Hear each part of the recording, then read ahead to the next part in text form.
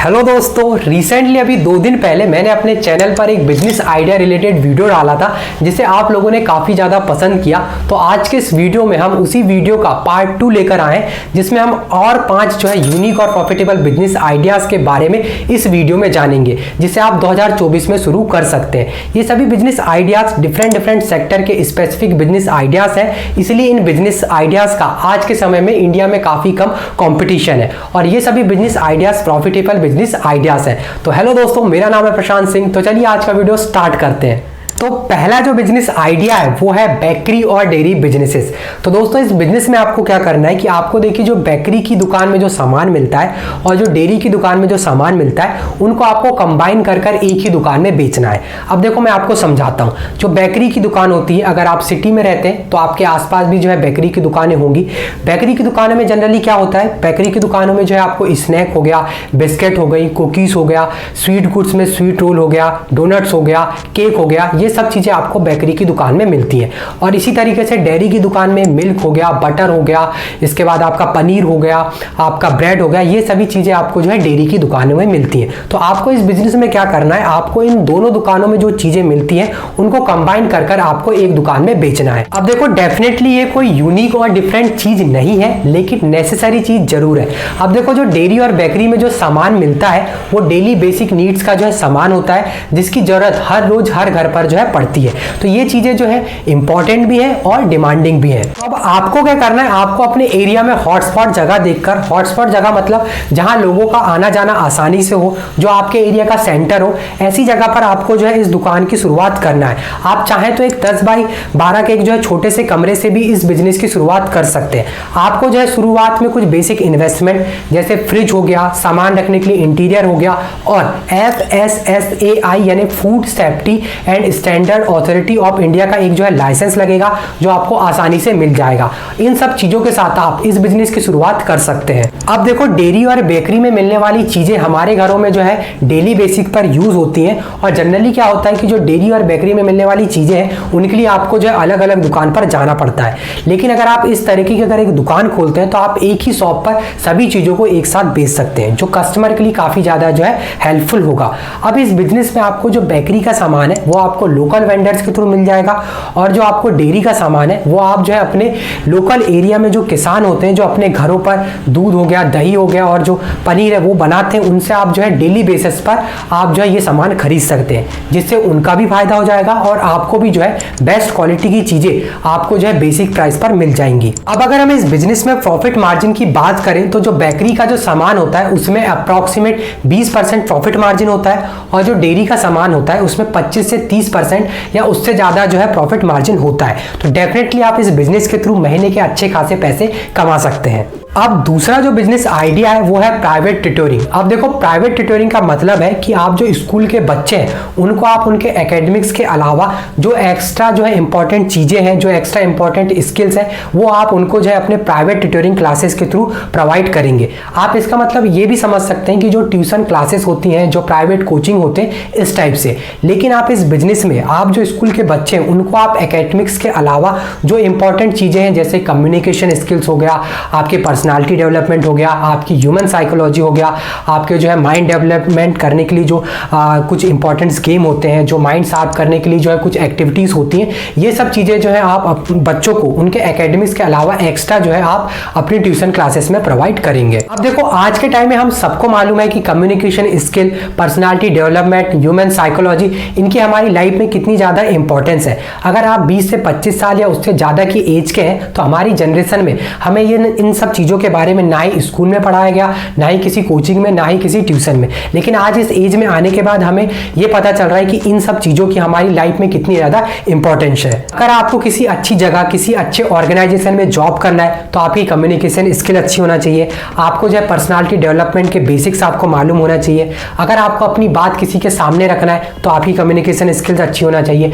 आप अगर human psychology को अच्छी तरीके से जानते हैं तो आप लोगों से अच्छी तरीके से डील कर सकते हैं, आप अपने लाइफ में बेहतर बेहतर डिसीजंस ले सकते हैं। तो इन सब चीज़ों की हमारी लाइफ में जो है काफ़ी ज़्यादा जो है इंपॉर्टेंस है। तो अगर आप इन सब चीज़ों के बेसिक्स अपने ट्यूशन क्लासेस में पढ़ाएंगे तो बहुत से ऐसे पेरेंट्स हैं जो इन सब चीज़ों को समझते हैं कि इन सब चीज़ों की हमारी लाइफ में कितनी ज़्यादा इंपॉर्टेंस है। ऐसे पेरेंट्स जो है अपने बच्चों को ऐसे ट्यूशन क्लासेस में जरूर पढ़ने के लिए भेजेंगे। अब मैं डेफिनेटली ये नहीं कह रहा हूँ कि आप जो है 8 से 10 साल के बच्चों को ये सब चीज़ें पढ़ाएं, लेकिन आप जो है 12 से 15 साल या 18 साल के बच्चों को ये सब चीज़ें जो है अपने ट्यूशन क्लासेस में पढ़ा सकते हैं। अब देखो, किसी भी बिजनेस में हमें हमारी टारगेटेड कस्टमर के बारे में नॉलेज होना चाहिए कि हम जो बिजनेस कर रहे हैं उसमें हम जो प्रोडक्ट दे रहे हैं या सर्विस दे रहे हैं तो हमारे जो है टारगेटेड कस्टमर कौन है। अब देखो, इस बिजनेस में आपके जो टारगेटेड कस्टमर है वो थोड़े जो है अपर मिडिल क्लास के लोग या थोड़े जो है रिच लोग होंगे जो आसानी से इस चीज़ को अफोर्ड कर पाए। आप जो है इस बात को माइंड में रखते हुए आप अपने जो है ट्यूशन क्लासेस की मार्केटिंग कर सकते हैं और आप अपने जो है ट्यूशन क्लासेस में 12th तक के बच्चों को ट्यूशन प्रोवाइड कर सकते हैं। अब देखो, इस बिजनेस की शुरुआत आप 2 तरीके से कर सकते हैं। अगर आपके पास अच्छी इन्वेस्टमेंट है तो आप जो डिफरेंट सेक्टर के जो बेस्ट टीचर है उनको लाकर आप इस बिजनेस की शुरुआत कर सकते हैं। और अगर आपके पास अगर जो है अच्छी इन्वेस्टमेंट नहीं है, जो ज़्यादातर लोगों के पास नहीं होगी, तो आप क्या कर सकते हैं कि आप जो है 3-4 लोगों की टीम मिलाकर ऐसे लोग जिनका जो है एजुकेशन सेक्टर में जिनका अच्छा नॉलेज है उनके साथ आप इस बिजनेस की शुरुआत कर सकते हैं। आप जो है शुरुआत में बहुत ज़्यादा जो है बच्चों को ट्यूशन ना दें।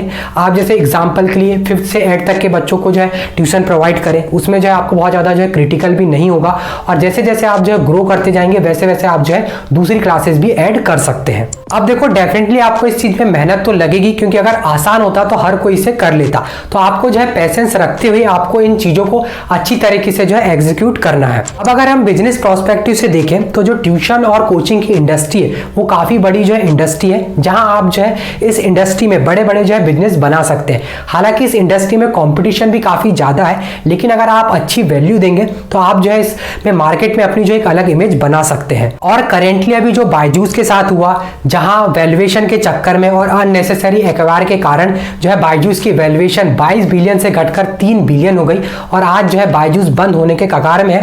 इसके कारण जो है इस इंडस्ट्री में थोड़ी सी ट्रांसपेरेंसी या आप कह सकते हैं कि अवेयरनेस आ गई है, जहां आज के टाइम में जो भी बिजनेस में जो है इस इंडस्ट्री में अच्छे तरीके से बिजनेस करेगा, जो अच्छी वैल्यू देगा, वो जो है डेफिनेटली जो है इस सेक्टर में जो है बूम कर सकता है। अब तीसरा जो बिजनेस है वो फूड बिजनेस ही है। ये फूड सेक्टर में ही आता है, लेकिन इसको मैंने अपना एक जो है अलग नाम दिया है, भोजनालय बिजनेस इन धार्मिक प्लेसेस।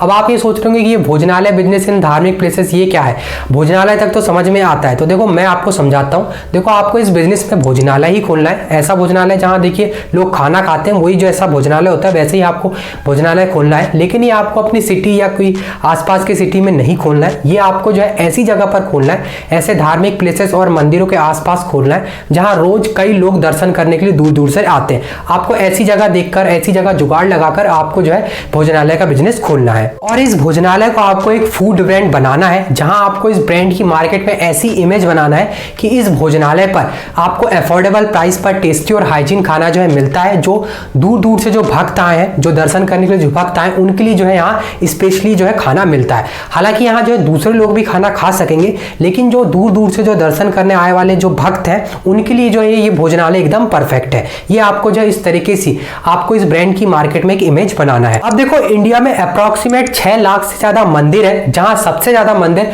तमिलनाडु स्टेट में आते हैं, जहां अप्रॉक्सीमेट 1 लाख लोगों पर लगभग 53 मंदिर आते हैं, जो एक बहुत बड़ा नंबर है। अब देखो, इंडिया में ऐसे कुछ फेमस मंदिर है जहां रोज हजारों की संख्या में लोग देश विदेश से दर्शन करने आते हैं, जिसमें तिरुपति तिरुमला वेंकटेश्वर मंदिर, शिरडी साई बाबा मंदिर, स्वर्ण मंदिर, केदारनाथ मंदिर, सोमनाथ मंदिर, प्रेम मंदिर वृंदावन। और अभी 22 तारीख को जो भव्य श्री राम मंदिर का उद्घाटन है, उसमें वहां हर रोज हजारों की संख्या में लोग दर्शन करने के लिए आएंगे, जिससे वहां के जो लोग हैं उनका भी काफी व्यापार बढ़ेगा। अब देखो, मंदिरों के आसपास ये जो भोजनालय और रेस्टोरेंट होते हैं, जहां लोग अपने फ्रेंड्स और फैमिली के साथ दर्शन करने जाते हैं, वहां खाना खाने जाते हैं, तो ये भोजनालय और जो रेस्टोरेंट है उनकी क्या प्रॉब्लम होती है। पहली प्रॉब्लम तो ये प्राइस को लेकर होती है कि बहुत से जो भोजनालय और रेस्टोरेंट है वो अपनी प्राइस के अकॉर्डिंग जो है वहाँ खाना नहीं देते। वहाँ का जो खाना है वो उनकी प्राइस के अकॉर्डिंग वर्थ इट नहीं होता।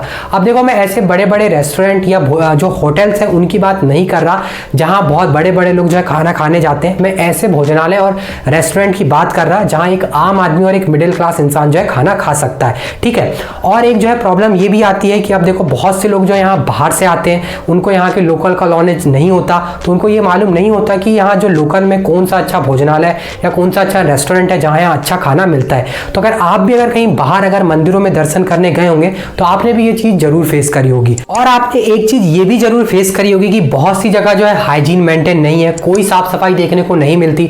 वैसे ही जो है गंदे में एक जो है बावर्ची खाना बना रहा है आपको, वैसे एक जो है गंदे में एक सर्वेंट जो है जो पसीना से लप्त बनियान पहना हुआ है आपके थाली में रोटी सर्व कर रहा है। तो ये जो है काफ़ी ज़्यादा जो है अनहाइजीनिक हो जाता है। तो इन सब प्रॉब्लमों को देखते हुए आप जो है मंदिरों के आसपास अपना एक जो है फूड ब्रांड एस्टेब्लिश कर सकते हैं। अगर हम आज के टाइम में देखें तो कोई भी ऐसा ब्रांड नहीं है जो ये काम कर रहा है। आप डेफिनेटली वहाँ के जो लोकल के जो रेस्टोरेंट और भोजनालय है वो भी काफ़ी ज़्यादा है, तो वहाँ कॉम्पिटिशन भी आपको काफ़ी ज़्यादा देखने को मिलेगा। लेकिन अगर आप जो है अपने ब्रांड को अच्छी तरीके से इस्टेब्लिश कर पाए, उसकी मार्केट में अच्छे से इमेज बना पाए, तो डेफिनेटली आप जो है काफ़ी % जो है कॉम्पिटिशन को बीट कर सकते हैं। इसके लिए आपको मार्केटिंग में काफ़ी फोकस करना पड़ेगा। अब जैसे कि मैं आपको हमेशा बोलते आया हूँ कि किसी भी बिजनेस में आपको आपकी टारगेटेड कस्टमर के बारे में नॉलेज होना चाहिए कि आपकी जो बिजनेस है उसकी में टारगेटेड कस्टमर कौन है। अब देखो इस बिजनेस में आपकी टारगेटेड कस्टमर एक आम आदमी, एक मिडिल क्लास इंसान होगा। ऐसे लोग आपके कस्टमर नहीं होंगे जिनके पास जो है जो थोड़े अमीर लोग हैं, जिनके जेब में बहुत पैसा है। तो ऐसे लोग क्या करेंगे, ऐसे लोग जो है बड़े बड़े होटल्स में जाएंगे, वहां खाना खाएंगे।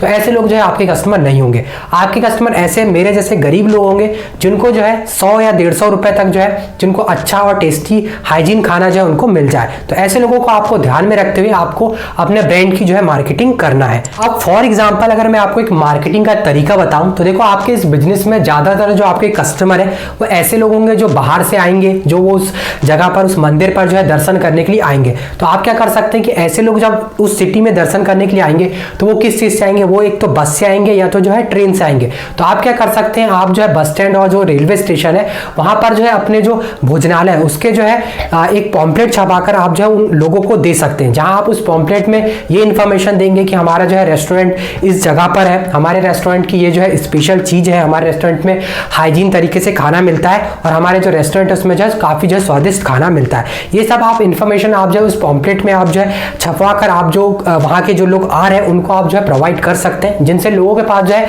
एक पहले से ऑप्शन रहेगा कि हमारे जो है हम दर्शन करने के बाद हम इस भोजनालय में खाना खाने जा सकते हैं। तो आप जो है इन तरीकों से कुछ मार्केटिंग के जो तरीके उनको यूज करके आप इस बिजनेस को एक्सपेंड कर सकते हैं। अब अगर हम इस बिजनेस के एक्सपेंशन की बात करें कि कैसे हम इसे बड़े लेवल तक एक्सपेंड कर सकते हैं, तो देखो अब जैसे कि हम जो इस बिजनेस में हमारा जो टारगेटेड प्लेस क्या है, हमारा टारगेटेड प्लेस है धार्मिक प्लेसेस। इसी तरीके से हम क्या कर सकते हैं कि अब देखो जो बड़ी बड़ी सिटी है, जो एजुकेशन सिटी है, जहाँ बड़ी बड़ी सिटियों में बाहर से लोग या बाहर से जो स्टूडेंट है जो पढ़ने के लिए आते हैं, आप ऐसी सिटियों में भी जो है अपने भोजनालय खोल सकते हैं जहां आपके जो टारगेटेड कस्टमर जो स्टूडेंट लोग होंगे वो लोग होंगे। तो इस तरीके से आप जो है काफी बड़ा जो है एक मार्केट को कैप्चर कर सकते हैं और इस बिजनेस को काफी बड़े लेवल तक भी एक्सपेंड कर सकते हैं। अब चौथा जो बिजनेस आइडिया है वो है इन्फ्लुएंसर पार्टनरशिप प्लेटफॉर्म बिजनेस।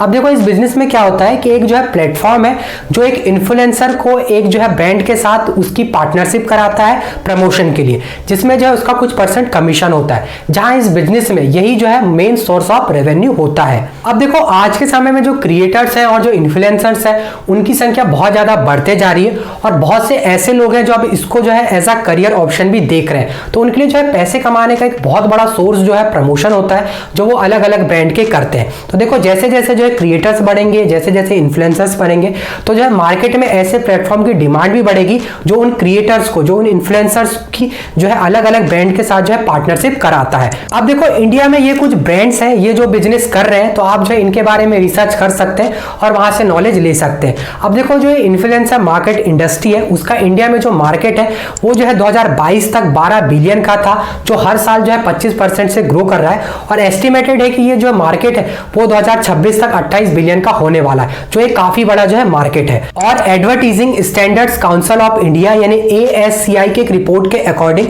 जो 70% से ज्यादा इंडियंस है वो किसी भी जो है क्रिएटर या किसी भी इन्फ्लुएंसर से इन्फ्लुएंस्ड होकर किसी भी प्रोडक्ट को खरीदते हैं। तो आप समझ सकते हैं कि जो इन्फ्लुएंसर मार्केटिंग है उसमें कन्वर्जेशन रेट कितना ज्यादा है। तो बहुत से ब्रांड्स ये चाहेंगे कि वो अपने ज्यादा से ज्यादा पैसे जो है इन्फ्लुएंसर मार्केटिंग में खर्च करें, जिससे इसका सीधा फायदा जो है आपके बिजनेस में होगा। तो आप डेफिनेटली 2024 में इन्फ्लुएंसर पार्टनरशिप प्लेटफॉर्म बिजनेस की शुरुआत कर सकते हैं।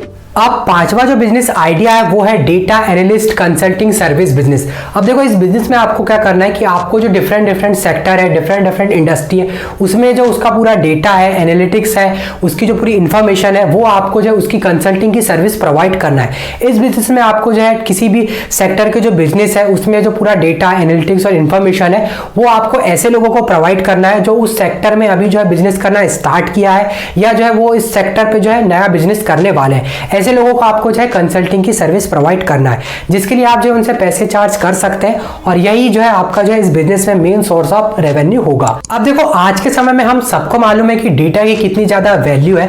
अगर ऐसे लोग देखो जो कोई सेक्टर पे बिजनेस कर रहे हैं या उस सेक्टर पे जो है बिजनेस करने वाले, अगर उनको उस सेक्टर की जो है डेटा और इन्फॉर्मेशन मिल जाएगा तो वो उनके लिए कितना ज्यादा हेल्पफुल होगा। अब देखो मैं आपको ये नहीं बोल रहा हूँ कि इस बिजनेस में आपको किसी भी जो है प्रोडक्ट या सर्विस को कैसे बेचते हैं, कैसे उसे मैन्युफैक्चर करते हैं, कैसे उसका डिस्ट्रीब्यूशन करते हैं, कैसे मार्केटिंग करते हैं, इन सब चीजों की आपको कंसल्टिंग नहीं देना है। आपको यहाँ जो है बिजनेस कंसल्टिंग नहीं देना है, आपको ये इंफॉर्मेशन और कंसल्टिंग देना है कि कैसे जो है इस सेक्टर में डेटा के बेस पे जो है काम कर सकते हैं, कैसे हम जो है डेटा का यूज करके हम जो है बहुत से जो है डिसीजंस ले सकते हैं, कैसे हम जो है डेटा का यूज करके बहुत सी जो है प्रॉब्लम को सॉल्व कर सकते हैं। इन सब इंफॉर्मेशन की जो है आपको कंसल्टिंग की सर्विस प्रोवाइड करना है। तो इस तरीके से आप अपने डेटा एनालिटिक्स कंसल्टिंग एजेंसी की शुरुआत कर सकते हैं। तो दोस्तों ये 5 बिजनेस आइडिया जिसे आप 2024 में शुरू कर सकते हैं। दोस्तों मैंने इसी वीडियो से रिलेटेड इसका एक पार्ट 1 भी बनाया हुआ है बिजनेस आइडिया रिलेटेड, तो उस वीडियो की लिंक मैं आपको नीचे डिस्क्रिप्शन में प्रोवाइड कर दूंगा या आपको जो है राइट साइड पे डिस्प्ले पे शो हो जाएगा, जहां से आप वो वीडियो देख सकते हैं। तो उम्मीद करते हैं दोस्तों आपको ये वीडियो पसंद आया होगा। अगर आपको इस वीडियो से कुछ इन्फॉर्मेशन, नॉलेज और वैल्यू मिली हो तो इस वीडियो को लाइक कर दें व साथ में चैनल को सब्सक्राइब भी जरूर कर दें। तो मिलते हैं आपसे नेक्स्ट वीडियो में, तब तक के लिए कीप वर्किंग, कीप ग्रोइंग।